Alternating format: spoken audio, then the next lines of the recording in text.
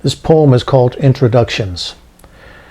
I should tell you who I am, show you pictures of me before there were things to hide. I should offer me up like butter and bread, as easy as pie, as calm as a sin.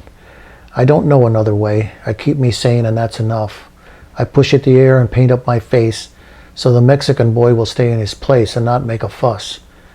I should tell you what I think, lead you into some discussion of me, because there are angels, I think, and some sort of God that offers enough but only enough. I know, don't think I don't know.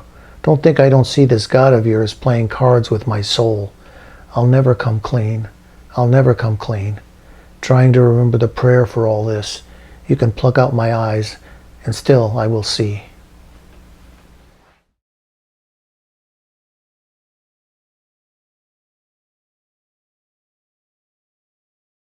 I was born Mexican, poor, and smart enough to realize neither one of them was going to be of much use to me. My father was a migrant worker, so I don't know how you work those generations out, but he was the one that stopped. So I always say I'm one generation removed from the back of a truck, because had he not stopped, I would still be on the back of a truck maybe, who knows, but he stopped. He wasn't a migrant anymore. He stayed in one place. And that's where we ended up going to school. He came to this country at 15 years old, permanently to work in the farms, because his father was 65 when he was born. So his father had gone blind. His mother was obviously elderly. There was nobody to support them anymore. So he came here to support them. Which again, that's why people come here. People talk about all these immigration things. They don't choose to come here. They come here because they have to come here. And that's why he came here.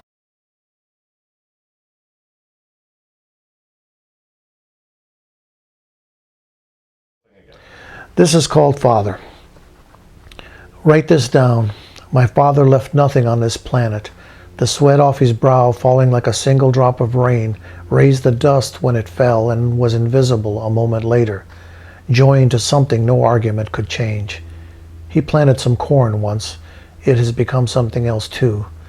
Even those who were there have trouble remembering how he walked, where he was headed. There's no way to track him now.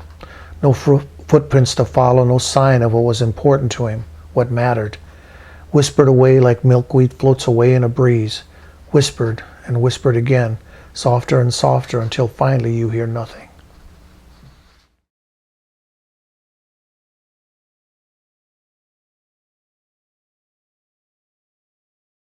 I didn't know. I don't feel different. Little kids don't feel different.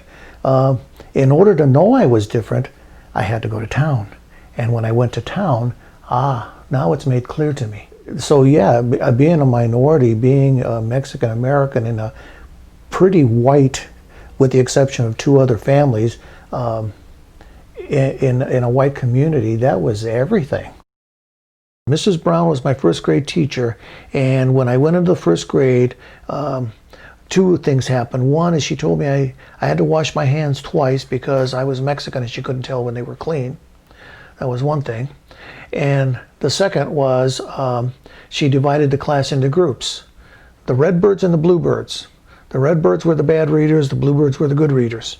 I became a Redbird, and I had never read a word to her. That made me extremely angry. So I was going to prove to her, and I remember that day thinking to myself, I'm going to be the best reader in this class. And I was. I did. I became the best reader. I could read their silly little books in 2 minutes. I was riding in a car in high school with my friends. There were 6 of us and piled into a car. And one of the guys that's in there, who was one of my best friend probably at the time, was bad-mouthing the migrant workers. And my other friend looked at him and he said, Rich, Gilbert's a Mexican. And he looked at me like he'd never seen me before and said, no, you're American, aren't you? And my last visit with one of my other friends, I told him, I said, until you've gone into a building and been judged by the color of your skin, you have no idea what that feels like. What it's like to have someone assume that you're not as intelligent, that you're not as good, because of the color of your skin. That injustice stays with you. It just has to. And I tell the girls at River Forest where I coach, which again is 80% Hispanic, there were two things I could have done. I could have been embarrassed and turned them into a little shell, but instead I got mad. And I'm going to show you. And that's what I want them to do. Show them. I'm not only am I smart, I'm smartest. I'm the best here. Yes. Yes. Yes. Oh, yes. If this is a game, then I'm going to try to win this game.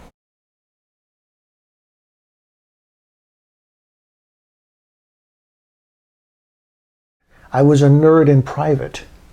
I wrote privately. I didn't write for anyone. I wrote for me. And I didn't try to do anything with it. I didn't show it to anybody. I think the interview in the magazine about the story that I wrote and that the teacher read it, saying that it was an exceptional story, in an English class, and it was mine. But she didn't say who wrote it. And I was secretly sitting there in the desk saying, dear God, don't let her say who wrote it, because, that might not be, I'm 14 years old. I want the girls to like me. Are they going to like a poet, or are they going to like the halfback on the football team?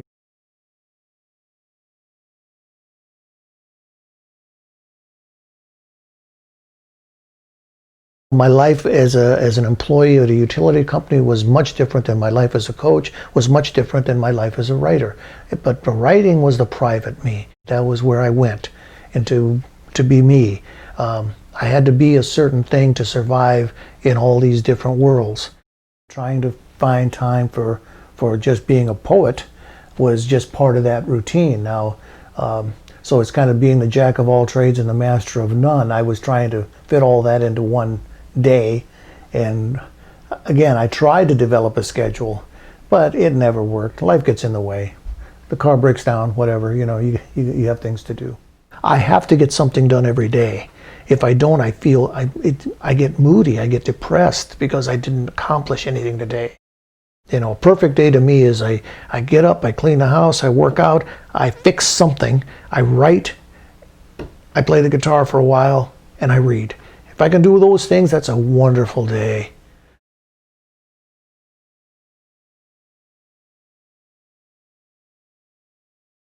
I sent a picture to Ponta of me as a 4 or 5 year old boy in Robstown, Texas, and I was telling her that's me.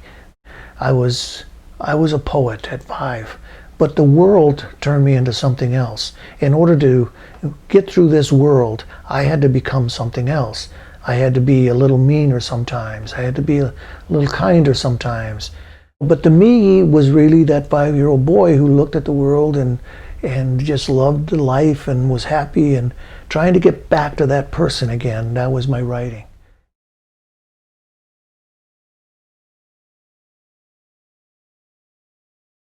Somebody actually said to me a few years ago, I said, Arzola is a great name in this community. Yeah, well, yeah, so it's, it's good. A lot of people know me through coaching and so on, but, I think when they see me, and again, that may be what changes things slowly.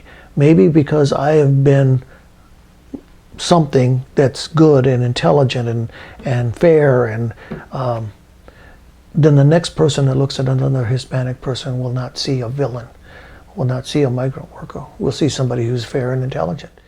Why are you writing? That's the question I was asking. Why are you doing this? Why go to all the trouble of being published and making a book? Because you want to be remembered. You want to, hopefully, you will make someone else's life a little easier for something that you did, said, or wrote.